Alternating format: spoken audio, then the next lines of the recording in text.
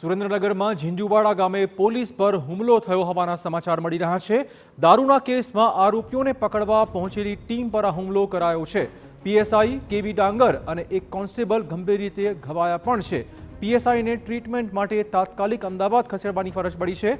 DYSP, SOG અને LCB સહિતનો police કાફલો ઘટના સ્થળે પહોંચ્યો હતો।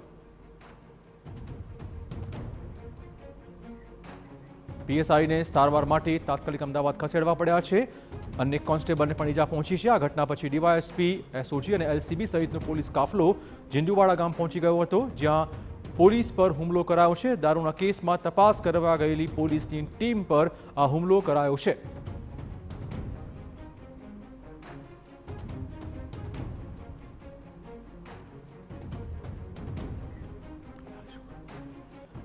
અનેક કોન્સ્ટેબલને પણ ઈજા પહોંચી છે। પીએસઆઈને વધુ સારવાર માટે અમદાવાદ રિફર કરાયા છે।